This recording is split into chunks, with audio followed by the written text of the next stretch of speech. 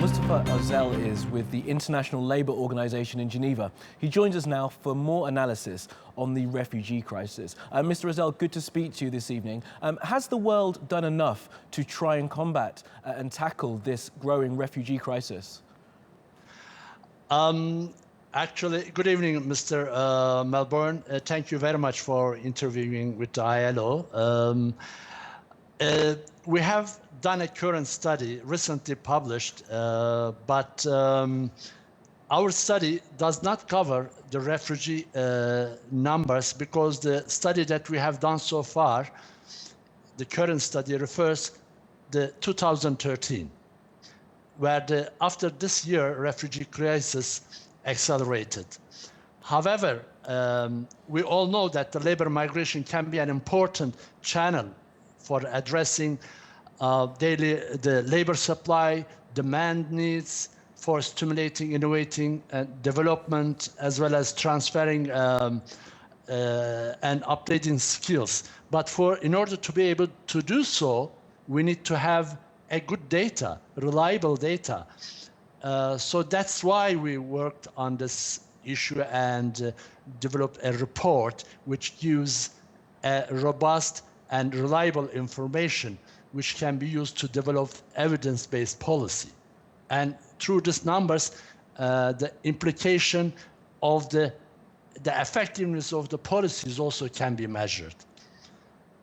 Now, Mr. Ozal, you mentioned there that your data reaches back to 2013, and obviously the refugee crisis has increased dramatically in the past 12 months. What do you expect the figures to reach once you are able to analyze 2015's numbers?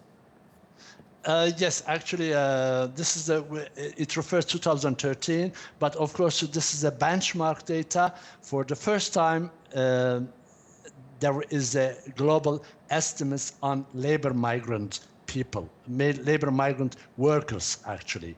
We had the UN is publishing labor migration statistics on labor migrant people, but there was no data about the labor migrant workers. Now, with this report, we came up with the number of 150 million migrant workers, and it reveals interesting figures, such as, if I may say, 56% of all migrant workers are female.